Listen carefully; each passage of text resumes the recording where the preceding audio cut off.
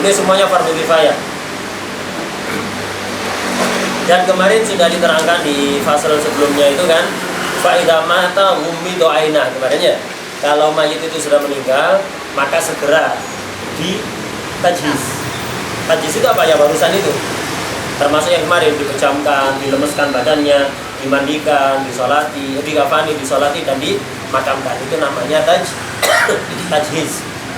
Itu semuanya fardu kifayah dan itu lakukan segera setelah mayit itu meninggal. Tapi setelah yakin atau minimal dugaan kuatnya. Kapan mayit itu ditajhiz? Segera kan ya? Perintah termasuk sunnah. Jadi sunnah Rasulullah SAW. Jadi mentajhiz mayit itu secepat mungkin, sesegera mungkin. Jadi mubadarah. Jadi tusannu al mubadarah fi tajhizil mayit. Jadi untuk mentajhiz mayit itu dianjurkan segera. Jangan ditunda-tunda. Jangan ditunda-tunda. Segera setelah meninggal, tapi sekali lagi setelah yakin atau dugaan kuat. Bagaimana caranya yakin atau ada dugaan kuat mayit itu meninggal? Ada tanda-tandanya. Kemarin kelewatan dan dijelaskan ya di matan faida mata hummidu aina. Ketika meninggal dipejamkan matanya. Nah, bagaimana kita tahu dia meninggal? Tapi ini setelah yakin atau dugaan kuat. Ada tanda-tandanya. Faida mata kemarin ai tahaqqaqa mautuhu. Dipastikan mati. Dipastikan imma yakin, imma dugaan kuat. Dengan tanda-tanda apa tanda-tandanya? Bidzuhuri amaratihi kastirkha'i qadamin. Tapak kakinya itu kendor. Orang kalau hidup ini kan bisa tegak begini ya. Orang kalau meninggal enggak begini. Kendor. Jadi tapak kakinya itu kan kendor. Jadi tapak kakinya kendor artinya nggak bisa tegak. Kalau orang masih hidup, tapak kakinya bisa tegak. Kalau orang meninggal udah kendor sudah ya. Jadi kayak doyong gitu, miring terus begitu. Nggak bisa tegak begini, nggak bisa. Udah kendor begini. Itu orang meninggal. Jadi kastirkha'i qadamin. Wamtidadi jaldatil wajhi. Sama ini, kendornya kulit wajah. Kalau orang masih hidup, kulit wajahnya kenceng kan ya? Kulit wajah kencang. Tapi kalau meninggal enggak, kendor semua ini. Kulitnya wajah itu kan kendor. Itu tanda orang sudah meninggal. Kemudian wamailul anuf. Sama, hidungnya miring. Enggak bisa tegak begitu. Hidungnya miring. Itu enggak keras. Hidungnya itu enggak keras. Lemes begitu agak miring. Nah, itu diantara tandanya. Enggak harus ada semua. Gitu. Wan khilaul kaf, tapak tangannya kayak lepas begitu, nggak bisa begini ya. Kalau orang hidup tangannya diangkat kan begini ya, tangannya diangkat bisa begini. Kalau orang mati enggak, maunya begini aja ya. Jadi tapak tangannya begini. Nah, ini namanya inkhilaul kaf. Itu tanda-tanda orang meninggal. Ketiga apa? Termasuk juga tandanya orang meninggal dan disebutkan di sini, disebutkan di kitab lain, yaitu apa? Taqallusu khasiyataihi. Buah kemaluannya itu kan laki-laki kemaluannya akan ada yang bulat itu ya, itu kempes ya, itu kempes dan kulitnya itu yes kendor sudah ya, tidak kenceng kendor dan buah kemaluannya itu kempes. Itu termasuk tanda mayit itu meninggal. Masa dicek ke situ ya? Ya istrinya yang suruh ngecek atau tidak sengaja melihat ya, tidak sengaja terlihat. Jadi itu dipastikan dulu. Jadi jangan orang jantungnya nggak berdetak atau nggak bernafas. Oh ini berarti sudah meninggal, denyut nadinya nggak ada. Nah, itu tanda-tanda. Ketika ada keraguan, jangan segera ditajhiz, ditunggu dulu. Ya, lu sunnah Rasulullah SAW orang kalau meninggal segera dirawat. Ya, iya kalau sudah meninggal. Bukan orang hidup yang disuruh dirawat itu, ditajhiz itu, tapi orang meninggal gimana tahu antum kalau meninggal dia. Lu jantungnya nggak berdetak. Ada orang kayak jantungnya itu berhenti, padahal belum meninggal. Hidup dia, cuman mengalami masalah sehingga jantungnya nggak berdetak. Berkali-kali itu ada kejadian seperti dalam beberapa pertemuan yang lalu dalam sebelum Maulid dars sama beliau di kitab Tasbihul Fuad ya. Imam Haddad sangat ingkar kepada orang yang terburu-buru merawat jenazah kemudian memakamkan orang yang dianggap meninggal. Padahal banyak dari mereka itu tidak meninggal. Jadi banyak sebenarnya orang itu jantungnya enggak berdetak padahal masih hidup. Diceritakan oleh Imam Haddad beberapa kasus. Di antaranya dulu itu ada orang hamil mengandung, jantungnya enggak berdetak, enggak bernafas dia. Enggak bernafas dan jantungnya berhenti berdetak. Akhirnya diperiksa ke beberapa dokter, tabib mengatakan ini enggak tahu ya. Kalau secara ilmu kedokteran mestinya ini meninggal ini. Kenapa? Sudah berhenti semuanya. Tapi saya kok ragu ya. Nah, dokter-dokter itu ragu. Saya ragu. Tapi kalau secara ilmu medis ini mestinya meninggal ini. Kondisi seperti ini tidak berdetak sudah. Akhirnya dibawa ke dokter lain. Ada dokter di sana terkenal lebih mahir. Terkenal dokter paling mahir ini. Akhirnya dibawa ke situ diperiksa. Ada dokter, iya benar ini. Tanda-tanda kematian ada semuanya. Tidak bernafas, nadi tidak berdenyut, jantung nggak berdetak. Tapi saya tunggu sebentar, carikan jarum. Akhirnya dikasih jarum, ditusukkan ke perutnya itu, ke bagian perut ibu hamil tadi ditusukkan. Seketika dia bernafas dan normal lagi. Akhirnya kata orang-orang, kok bisa? Ini apa yang terjadi? Iya, tadi itu setelah saya periksa-periksa, saya kok curiga. Ini ada bagian saluran yang ke jantung itu ketutup oleh janin. Nah, ternyata ya bayi kan di dalam perut itu kan gerak-gerak kan ya, gerak-gerak, muter-muter begitu. Lah itu tadi kakinya janin itu nendang ke saraf yang menyambungkan ke jantung. Nah, akhirnya jantung berhenti berdetak. Kalau dibiarkan bisa mati dia. Nah, ketika tak tusuk tadi janinnya kaget, akhirnya bergerak, muter lagi, lepas. Itu yang tadi menggencet salah satu syaraf, akhirnya sekarang lepas, normal lagi sudah. Nah, jadi nggak gampang. Rasulullah SAW sendiri, sahabat kan yang pertama kali mendengar hadis Rasulullah dari generasi umat ini siapa? Sebelum sampai ke kita, siapa yang pertama kali mendengar sabda Rasulullah SAW? Sahabat. Artinya yang paling faham hadis Rasulullah SAW adalah sahabat. Sahabat yang mendengar perintah Nabi untuk segera merawat jenazah. Mereka yang pertama kali mendengar dan mereka yang paling paham dibanding kita, lebih paham dibanding kita. Tapi bagaimana ketika Rasulullah SAW yantakil ila rafiqil a'la, meninggal hari apa? Senin. Dimakamkan hari apa? Rebu. Sahabat tidak mengamalkan sunnah ya? Sahabat tidak mengamalkan sunnah begitu. Mereka yang paling mengamalkan sunnah, mereka paling paham cara mengamalkan sunnah. Segera merawat jenazah setelah meninggal, setelah dipastikan meninggal. Bukan berarti segera, betul-betul segera meninggal asar langsung maghrib dikubur. Pastikan dulu. Kata Imam Haddad itu kalau ada mayat meninggal sore, usahakan jangan dimakamkan sore itu. Usahakan tunggu besok pagi. Kalau ada mayat meninggal pagi, subuh misalnya, jangan dimakamkan pagi. Usahakan nanti sore ditunggu. Karena khawatir kejadian mati suri. Mati suri itu apa? Ada orang sepertinya meninggal, tanda-tanda meninggal ada semua, tapi sebenarnya enggak. Ada saraf yang terganggu, akhirnya seolah-olah dia meninggal, sehingga enggak normal dia. Tapi tunggu dulu, barangkali nanti kemudian normal lagi. Dan kejadian, Al-Fakir dulu punya tetangga, yaitu diperiksa sepertinya meninggal, diumumkan meninggal, tetangga datang semua. Ketika tetangga datang semua rame, keluarganya nangis-nangis, duduk gitu. Loh, ada apa ini? Ada apa katanya? Tadi sudah itu jantungnya tidak berdetak. Hidup. Akhirnya ya sudah, lu urip maneh. Enggak lama setelah beberapa bulan kemudian kejadian lagi. Dia diperiksa tanda-tanda meninggal ada semua, diumumkan lagi. Diumumkan, orang-orang datang. Karena kemarin baru sekali ya, mungkin ya biasa lah. Sekarang diumumkan, akhirnya orang-orang datang sama, orang-orang kumpul, belum dimandikan, duduk lagi untuk kedua kali. Kemudian setelah beberapa bulan kemudian kembali terjadi begitu, diumumkan kematian tidak ada yang datang. Ternyata meninggal beneran yang ketiga itu ya. Yang ketiga meninggal beneran ya. Yang pertama kedua enggak, yang ketiga orang-orang nggak datang, oh paling itu pagi nanti enggak usah sih, biarkan aja dulu. Ternyata meninggal beneran. Itu Al-Fakir masih nututi orangnya ya. Itu dulu Al-Fakir sih sekolah mungkin Ibtidah atau Sanawiyah gitu. Itu ada kejadian itu. Dan dulu ada diceritakan oleh Imam Haddad di Tasbitul Fuad itu, Imam Baidawi pakar ilmu akidah dan beliau punya kitab tafsir yang sangat terkenal, tafsir Imam Baidawi.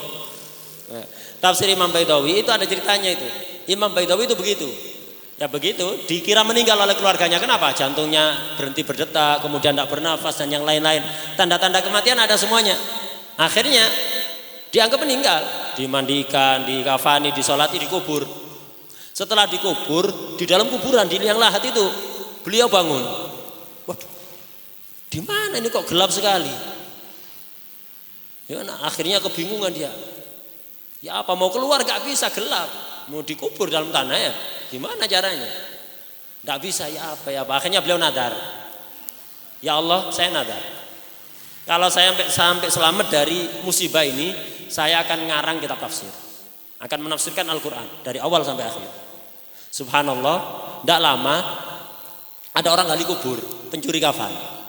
Zaman dulu banyak mayat mencuri kafan. Kenapa? Ya lumayan, harga kafan itu mahal. Sekarang kan kain murah ya.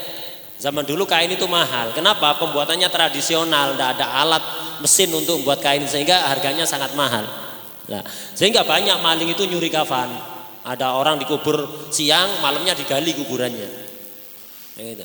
Dan zaman dulu orang nyolong itu untuk kebutuhan. Sekarang nyolong untuk mewah-mewahan ya. Gitu. Sama kayak ngemis. Kalau dulu orang ngemis itu untuk kebutuhan. Sekarang enggak. Pengemisnya rumahnya mentereng, 2 lantai, punya mobil. Berangkat ke tempat ngemis, bawa mobilnya, parkir timur alun-alun. Itu dari rumah, jangan main-main. Dari rumah pakaian necis. Itu pakaian necis. Nyampe parkiran ganti casing, ganti duduk di depan masjid Jamiah di bawah payung. Sebagian orang ada kayak gitu. Jadi ngemis untuk mewah-mewahan. Itu sudah jadi watak, suka ngemis. Makanya jangan suka minta-minta, nanti jadi watak itu. Sebisa mungkin apa yang ada itu ya yang dimanfaatkan. Khud minal mawjud wala tatlubil mafqud. Apa yang ada itu manfaatkan. Jangan biasakan mencari yang enggak ada. Akhirnya itu kebiasaan minta-minta, akhirnya sampai kaya pun tetap suka minta-minta ya. Biasakan memanfaatkan apa yang ada. Itu yang dilakukan oleh Rasulullah SAW. Udah. Nah, jadi akhirnya digali begitu nyampe liang lahat dibuka. Imam Baidawi ini duduk. Yang gali yang nyuri kafannya ini mau pingsan. Malam-malam ya di kuburan, gali kuburan mayatnya duduk. Dia lihat, mau pingsan dia. Jantungnya seolah-olah kepingin berhenti berdetak gitu. Akhirnya kata Imam itu, jangan takut. Ana belum meninggal. Gitu. Ana belum meninggal. Ana ini sepertinya oleh keluarga dianggap meninggal, akhirnya dikubur. Ana Baidawi, rumah ana di sana. Coba, ana minta tolong. Inti pergi ke rumah ana, ambilkan pakaian. Nanti kafan ana tak kasihkan gratis, gak usah nyolong, halal untuk inti. Inti nyolong kan haram, enggak tak kasih gratis, halal. Akhirnya pergi orang itu ke rumahnya, cerita keluarnya minta pakaian, dia dikasihkan kafannya. Setelah itu ya begitu. Akhirnya melaksanakan nadarnya untuk ngarang tafsir jadilah tafsir Baidawi itu yang sangat masyhur. Itu tafsir yang kental dengan nuansa akidah di situ. Kalau pembahasan akidah diperdalam, itu Imam Baidawi. Ya, ceritanya begitu ya. Nadar ngarang tafsir gara-gara dikubur hidup-hidup oleh keluarganya. Ada cerita lain juga disebutkan oleh Imam Haddad di Tasbitul Fuad itu. Ada orang sama dikira meninggal karena jantung sudah berhenti berdetak, akhirnya dikubur. Kemudian ada keluarganya ragu, anak ragu tadi itu meninggal beneran apa enggak? Coba digali.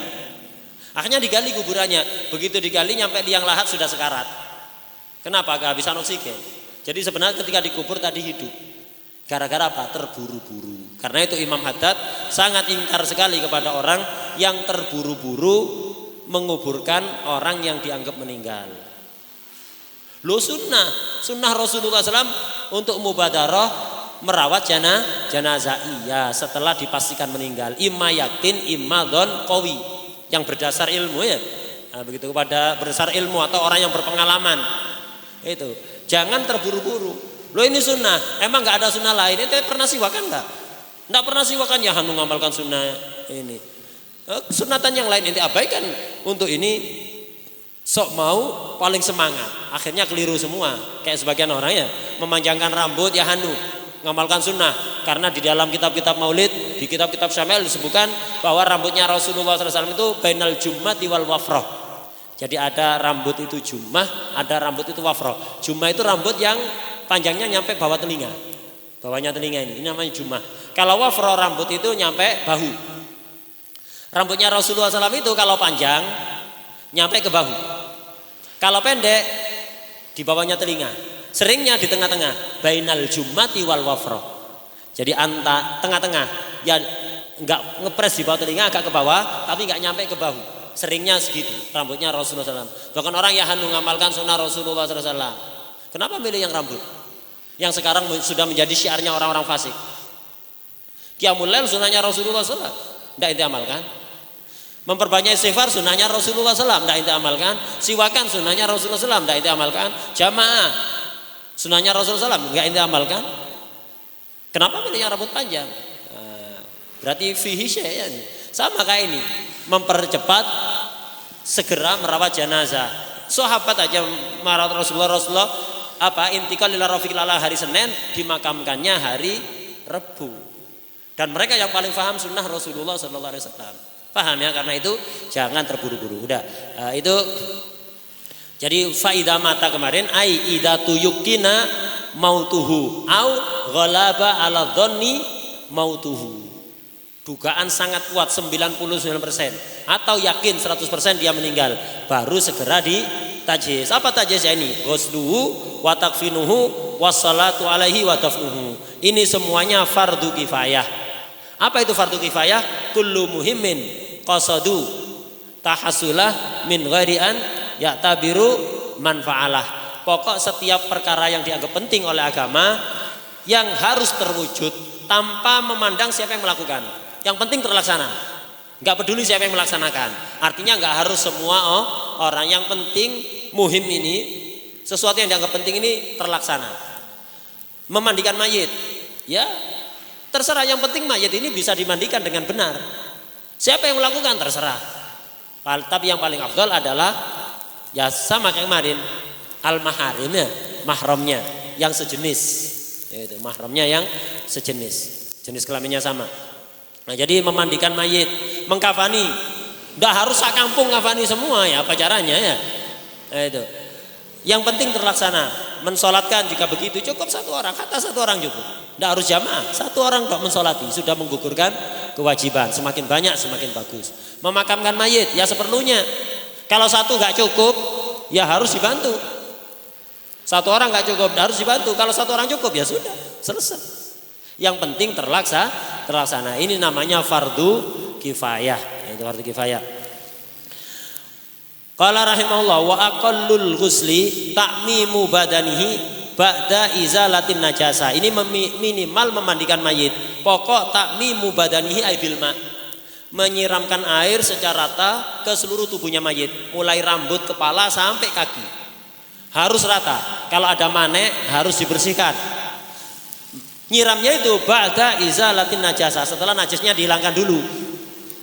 Jadi kalau ada najis, baik najis yang keluar dari jalan depan atau jalan belakang, atau ada darah habis operasi misalnya, atau nanah atau apa, ada najis-najis atau habis kecelakaan, masallallahu alaihi wasallam, banyak darahnya di badannya, dibersihkan dulu kemudian dimandikan ya. Nah, jadi najisnya dihilangkan terlebih dulu. Ini kalau najis apa? Najis ainiyah. Kalau najis hukmiyah cukup satu siraman. Najisnya hukmiyah. Masih ingat kan najis ainiyah hukmiyah? Najis hukmiyah itu apa? Najis yang sudah nggak ada sifatnya, apalagi ain. Ain dan sifatnya sudah nggak ada. Benda najisnya nggak ada, warna, rasa, bau semuanya nggak ada. Ini namanya najis hukmiyah. Nah, kalau najisnya hukmiyah, misalnya badannya mayit ini habis kena kencing, tapi sudah kering dan tidak ada bau, rasa tidak ada, sudah semuanya hukmiyah. Maka cukup disiram satu kali, itu menghilangkan najis sekaligus memandikan mayit, cukup 1 siraman. Kalau najis ainiyah harus 2 siraman. 1 siraman untuk menghilangkan najis, kemudian disiram lagi untuk memandikan mayit. Itu yang muktamad seperti itu. Begitu juga ainiyah yang disiram sekali langsung bersih. Kalau ada najis ainiyah disiram sekali langsung bersih, maka cukup 1 siraman menghilangkan najis sekaligus memandikan mayit. Tapi kalau kayak darah yang kering disiram sekali nggak langsung bersih, atau misalnya keluar kotoran dari jalan belakang disiram sekali nggak langsung hilang sifat-sifatnya si najis, maka nggak cukup 1 siraman. Harus disiram dulu sampai najisnya hilang, baru disiram lagi untuk memandikan. Wah ya. Jadi najis itu ada imma ainiyah, imma hukmiyah. Kalau hukmiyah atau ainiyah yang dengan 1 siraman langsung bersih, ain dan sifatnya langsung hilang, cukup 1 siraman untuk menghilangkan najis dan memandikan mayit. Jadi 1 siraman berfungsi 2, menghilangkan najis dan memandikan mayit. Tapi kalau ainiyah yang dengan 1 siraman tidak langsung hilang, maka tidak cukup 1 siraman, harus ada siraman untuk menghilangkan najis dan ada siraman untuk memandikan mayit. Nah, ini minimal. Jadi menyiram badannya mayit secara rata. Badan, kulitnya, rambutnya harus rata dari rambut kepala sampai kaki, dan najis harus dihilangkan. Kalau ada mane, ada hail harus dibersihkan. Ini perlu hati-hati. Kalau ada orang meninggal habis dirawat di rumah sakit, biasanya banyak bekas plester atau hepafik. Biasanya kan ada infus, itu kan ada perekatnya itu kan ya. Namanya hepafik itu yang kayak solasi itu, kayak plester itu, yang lengket itu namanya hepafik. Nah, jadi di sini biasanya setelah diambil itu masih ada lem. Sini masih ada lem. Lah lem ini harus bersih. Kalau ndak antum siram toh, berarti yang ada lemnya ini kulitnya nggak kena air. Kadang warnanya jernih, warnanya itu warna ndak ada warnanya, transparan lemnya itu, sehingga nggak kelihatan. Tapi kalau antum garuk ini ada lengketnya, itu harus bersihkan, hati-hati. Khususnya mayit-mayit yang meninggal di rumah sakit, yang habis dirawat di rumah sakit, apalagi ada luka-luka yang diperban, di plester, itu hati-hati. Di plester itu bersihkan betul itu, pakai minyak baby oil misalnya ya, minyak bayi itu, baby oil, kasihkan ke situ, digosok-gosok pakai kain kasa begitu ya. Yang halus, jangan kasar-kasar, karena kemarin sudah diterangkan bahwa memperlakukan orang meninggal itu harus sama seperti memperlakukan orang hidup. Apapun yang menyakiti orang hidup haram dilakukan kepada mayit, berdasar pada sabda Rasulullah SAW, kasru admil mayit kakasrihi hayyan. Memecahkan tulangnya mayit itu sama seperti memecahkan tulangnya orang yang masih hidup, dosanya sama.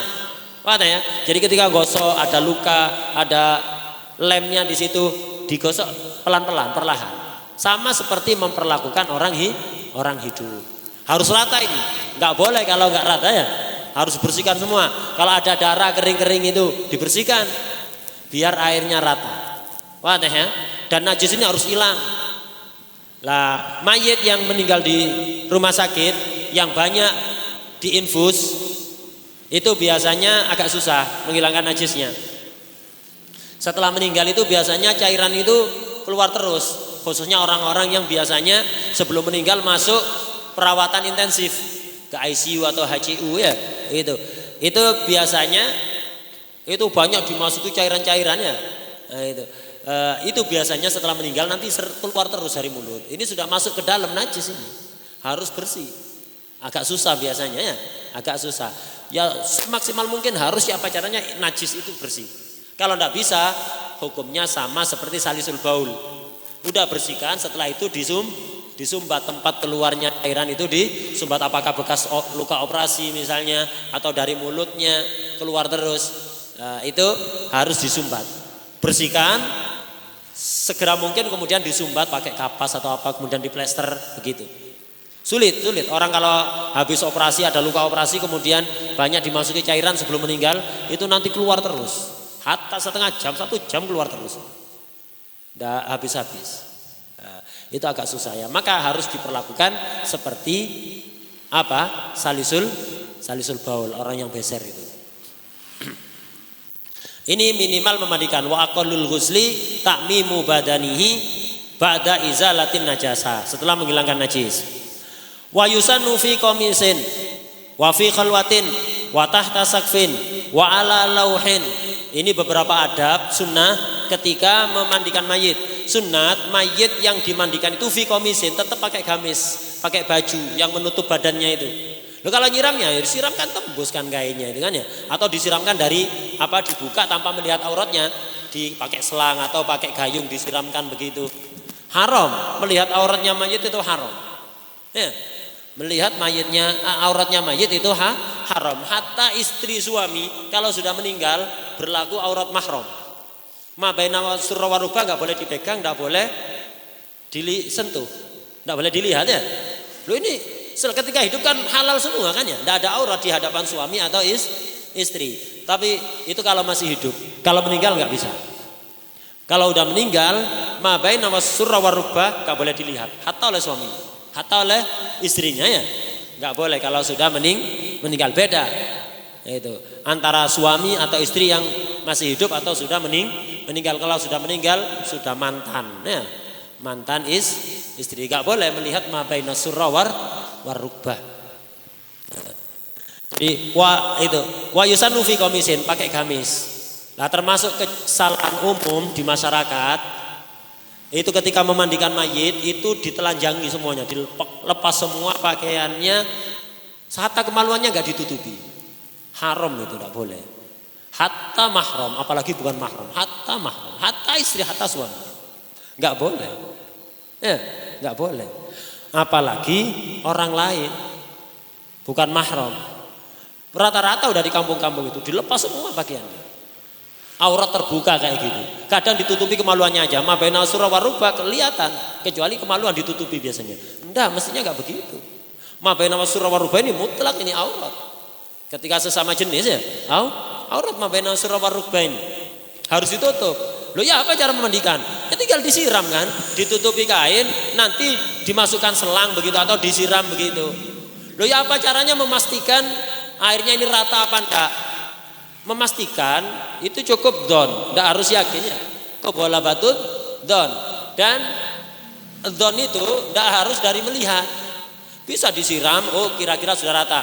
Nanti lipatan-lipatan kulit kayak selangkangan atau yang lain, misalnya pantat, ini kan ada lipatan-lipatan. Ya, memastikan air itu rata, ya diratakan pakai tangan, tapi jangan tangan yang nggak ada bungkusnya. Kenapa?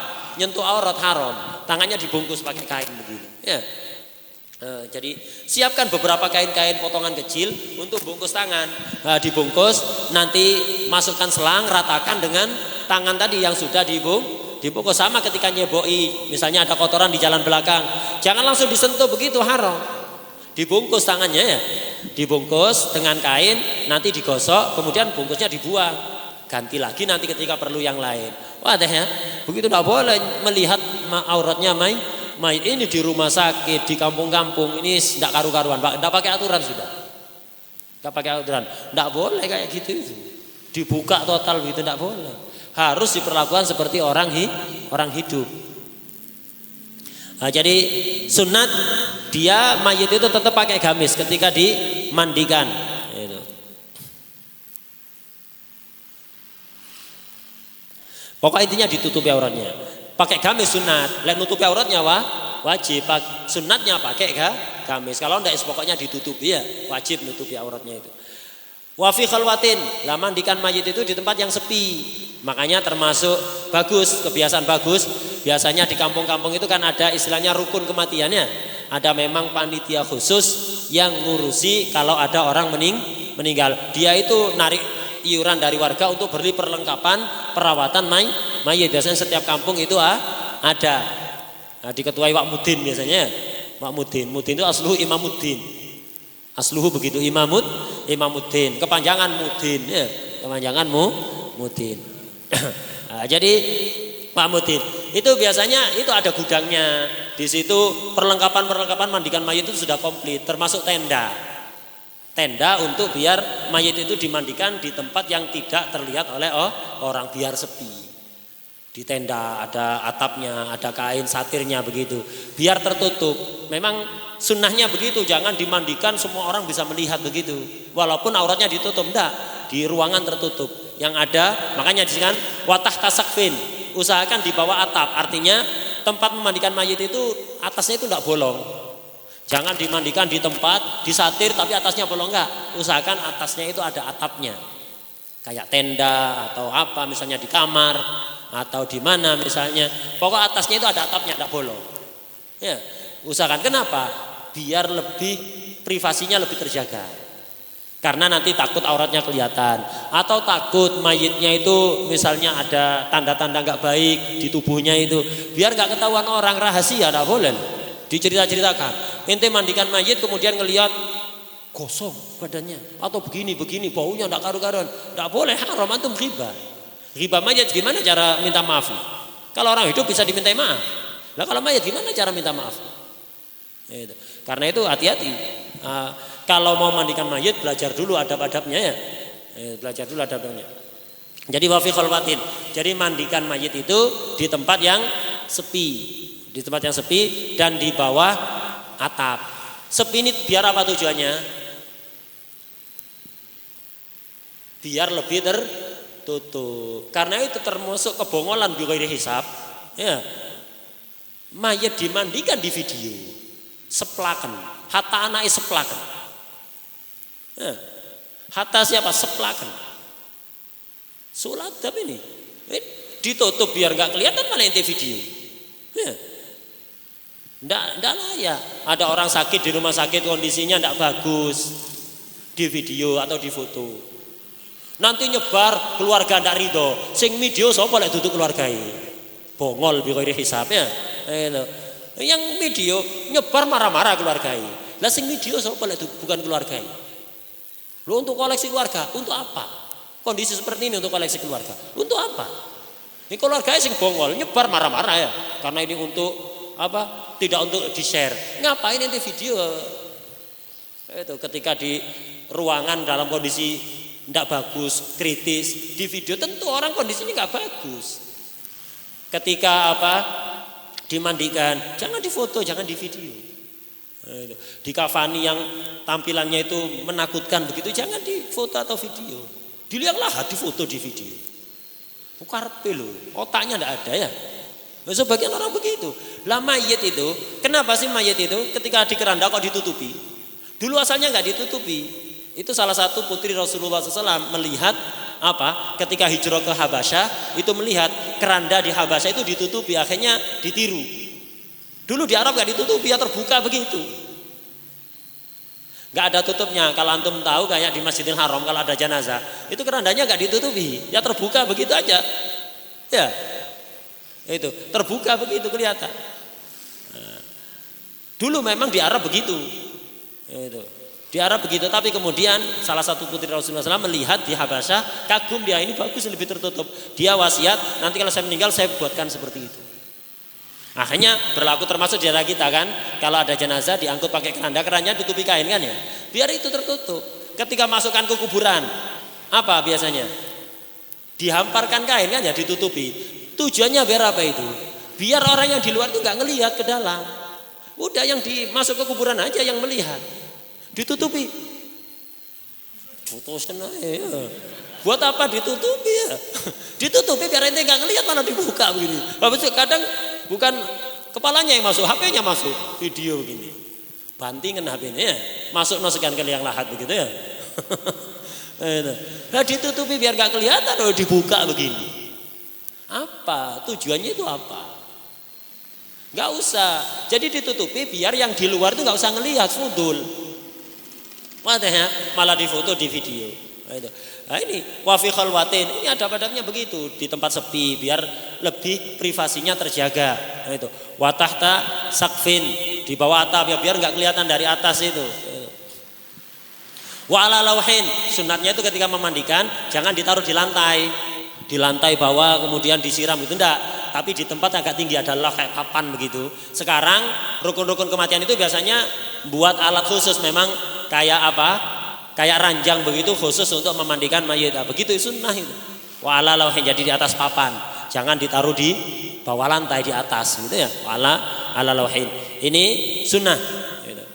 Ya biar tadi itu, biar gak nyiprat-nyiprat airnya ya. Biar gak nyiprat-nyiprat. Kemudian wajahnya mayit itu ditutupi, termasuk sunnah.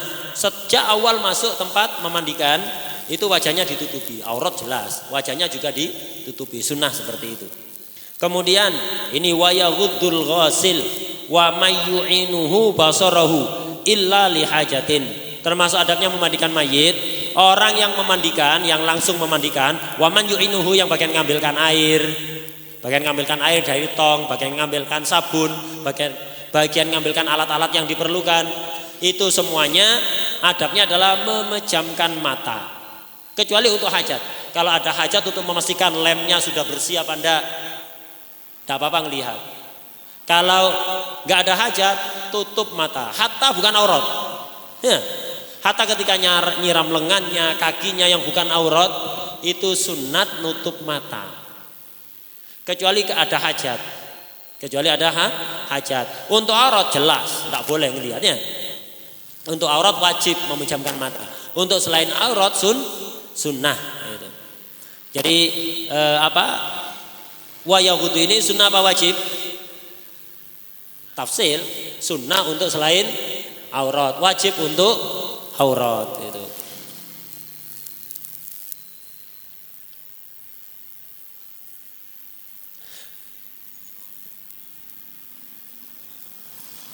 Di sini di Busrul Karim ini kecuali untuk istri atau suami tidak ada haram melihat. Jadi memang ada khilaf ya. Yang tadi yang tak terangkan ada pendapat ulama termasuk Syekh Khatib Syirbini mengatakan suami istri boleh melihat seluruh tubuh pasangannya itu kalau masih hidup. Kalau sudah meninggal berlaku aurat mahram baina surah wa ruba, nggak boleh dilihat. Termasuk itu pendapat Syekh Muhammad Khatib Asy-Syirbini di Mughnil Muhtaj. Gitu. Dan disunahkan memandikan itu pakai air, bukan air hangat, ya air biasa itu, air dingin biasa itu. Bukan air dingin, air es maksudnya, bukan. Ente hidup kan tidak mau dimandikan air es. Begitu juga mayit perlakukan sama. Air dingin artinya bukan air panas, bukan air hangat ya. Kalau pakai air panas atau air hangat itu nanti cepat tubuhnya itu cepat berubah, kurang awet ke tubuh ya. Itu. Sunnahnya pakai air dingin, bukan pakai air panas. Kecuali ketika cuaca sangat dingin. Maka sebagaimana ketika cuaca sangat dingin antum senang mandi air hangat, mayit juga mandikan dengan air hangat. Afdol aja. Gitu. Makruh memandikan pakai air zam-zam. Jadi memandikan mayit pakai air zam-zam itu makruh. Kalau di Indonesia tidak bakalan ada mandikan air zam-zam, mahal ya. Kalau di Mekah sana gratis. Itu ngambil kapanpun gratis. Kalau di Indonesia siapa mau mandikan pakai air zam-zam? Itu. Makruh untuk memandikan pakai air zam-zam itu. Jadi memejamkan mata seperti yang dilakukan oleh para sahabat ketika memandikan Rasulullah SAW. Mereka bukan hanya memejamkan mata, ditutup matanya. Jadi pakai satir. Semua yang memandikan Rasulullah itu beserta yang membantu berapa? 6 orang. Siapa yang hafal nama 6 orang ini, insya Allah dijaga seumur hidup dari penyakit mata. Kalau ternyata kena ya wayai. Gitu. Tapi ini ikhtiar ya, ikhtiar. Kenapa? Kok orang yang hafal nama 6 orang ini dijaga matanya oleh Allah tidak sakit? Kenapa 6 orang ini mereka menjaga matanya ketika memandikan Rasulullah SAW? Takut tidak sengaja melihat aurat Rasulullah SAW atau melihat bagian tubuh yang Rasulullah nggak suka untuk terlihat oleh orang lain, maka ketika mereka memandikan ditutup matanya. Jadi nggak melihat sama sekali. 6 orang. Sayyidina Ali bin Abi Thalib ini yang langsung bagian memandikan langsung ini. Ini al-ghasilnya Sayyidina Ali bin Abi Thalib. Kemudian Sayyidina Abbas bagian jaga di tempat masuk, di pintu masuk tempat pemandian Rasulullah itu biar gak ada orang masuk, jaga di situ. Sayyidina Abbas pamannya Rasulullah SAW. Sayyidina Ali sepupu ya, Sayyidina Abbas. Kemudian 2 putra Sayyidina Abbas, Sayyidina Fadl bin Abbas dan Sayyidina Qusam. Sin mim. Kok sa bukan sin. Sa ya. Qaf sa mim. Qusam bin Abbas. Sayyidina Ali bin Abi Thalib, Sayyidina Abbas, 2 putra Sayyidina Abbas, Sayyidina Fadl bin Abbas dan Sayyidina Qusam bin Abbas. Kemudian Sayyidina Usama bin Zaid. Sayyidina Zaid yang dulu diangkat anak oleh Rasulullah SAW. Kemudian setelah Islam mengharamkan untuk mengangkat anak, akhirnya tetap dicintai oleh Rasulullah SAW. Putranya Sayyidina Zaid juga dicintai oleh Rasulullah SAW. Jadi hibbu Rasulillah, ibnu hibbi Rasulillah SAW. Beruntung sekali. Ayahnya dicintai Rasulullah, anaknya juga dicintai oleh Rasulullah SAW. Sayyidina Usama bin Zaid. Yang keenam siapa? Sayyidina Syukron. Pakai qaf, Syukron. Shin, qaf, ra, alif, nun. Syukron. Ini 6 orang ini yang memandikan Rasulullah SAW. Dan keenam-enamnya nutupi matanya, bukan hanya merem. Ditutup pakai kain gelap biar jangan sampai melihat bagian tubuh Rasulullah SAW yang khawatirnya Rasul nggak senang, apalagi aurat, karena siapapun yang melihat aurat Rasulullah SAW akan buta dia, akan buta. Kalau buta mata masih mending, kalau buta mata hati, naudzubillah min dzalik. Jadi itu mereka 6 orang ditutupi. Makanya dulu beliau Al Habib itu Habib Abdullah pernah menjelaskan siapa yang hafal nama 6 orang ini, insya Allah akan dijaga matanya seumur hidup oleh Allah. Tidak sampai buta, tidak sampai kena penyakit mata. Gitu. Nah, jadi begitu mestinya. Kalaupun tidak ditutup ya dijaga. Sekarang enggak, aurat semuanya dilihat. Hatta aurat itu sunatnya jangan dilihat, kecuali lihaja, untuk hajat saja.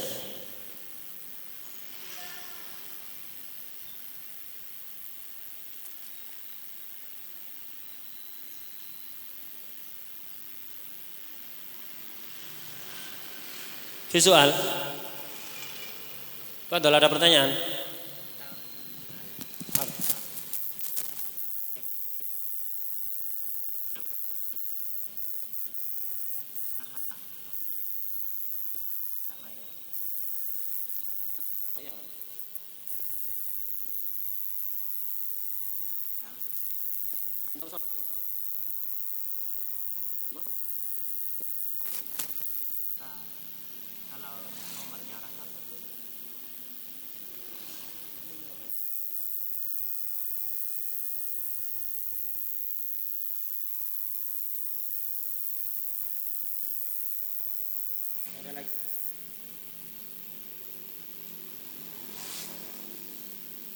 Ada lagi.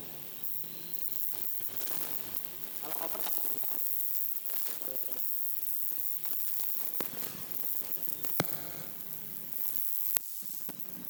ada lagi, Fadal.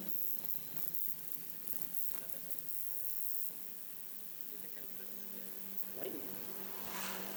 Mau masuk sobatnya lebih tua ini. Ya, belum. Ya. Sebelum taruh dibaca ya, minimal kita sama-sama. Mal yang dibaca satu dulu ya. Ada dua masuk.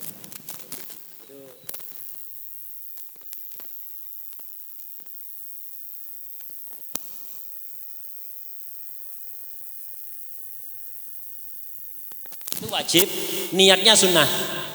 Wudhunya mayit, mau wudhui mayit itu sunnah, tapi niatnya wajib. Jadi mau wudhu mayit harus niat antum. Kalau tidak niat, tidak sah wudhunya, tidak dapat kesunatan. Mayit harus diwudhui, sunnah diwudhui. Wudhunya sunat, niatnya wajib biar dapat kesunatan. Mandikan mayit wajib, sunnahnya niatnya sunnah, tidak harus niat. Hatta disiram gitu aja nggak pakai niat, asal disiram. Kalau mayitnya kepreset sungai kemudian tenggelam, tetap harus dimandikan ya. Matinya tenggelam ya, tetap harus. Oh ini korban tsunami nggak usah dimandikan, ini sudah mandi ya. Itu dah. Yang diperintahkan untuk memandikan itu orang yang hidup ya. Kalau dia mandi sendiri sudah di tsunami, tidak cukup ya. Kecuali kalau karomah. Kalau karomah mayitnya mandikan dirinya sendiri, meninggal mandikan mayitnya sendiri sebagai karomah. Tidak apa-apa kayak Sayyidi Ahmad Al-Badawi. Itu ketika meninggal memandikan dirinya sendiri. Karomah sudah meninggal, memandikan dirinya sendiri. Ya sudah. Kalau bicara dunia aulia ya sudah bisa diukur pakai ini sudah ya. Bicara dunia aulia itu jangan pakai ini, jangan mengukur pakai ilmu dohir, beda mereka sudah ya. Nah, jadi kalau mandikan sendiri ya sudah. Seperti Sayyidi Ahmad Al-Badawi. Ini salah satu dzurriyyah Rasulullah SAW min kibaril aulia yang dimakamkan ada di Mesir, ada di Tonto. Beliau asalnya orang daerah Spanyol sana aslinya. Kemudian keliling kemana-mana dan di akhirnya oleh Rasulullah SAW diperintahkan untuk tinggal ada di Tonto, ada di Mesir. Sampai sekarang makamnya ada di sana. Sayyidi Ahmad Al-Badawi. min kibaril arifin billah. Punya sholawat yang sangat ma'ruf. Gitu. Sholawat Sajaratun Nur al-Asliyah. Nah, gitu. Sayyidi Ahmad. Itu mandikan sendiri ketika meninggal ya. Nah, itu mandikan sendiri. Kalau mayat tenggelam tetap harus dimandikan. Ada lagi Fadal? Jadi mandikan mayit itu tidak harus niat. Sunnah untuk niat. Hatta tidak niat tak apa-apa. Disiram gitu yang penting cukup sudah. Fadal. Mayit kehujanan tidak cukup ya. Ditaruh di luar sebentar kehujanan ya. Tidak cukup. Atau yaitu kena gempa jatuh ke kolam misalnya tidak cukup. Kalau dijatuhkan ke kolam cukup ya. Tapi ya haram cara memperlakukan mayit itu harus memperlakukan orang seperti memperlakukan orang hidup. Nah, tidak boleh dengan cara yang nggak sopan. Dalam segala prosesnya itu harus dengan cara yang baik. Padahal ada lagi.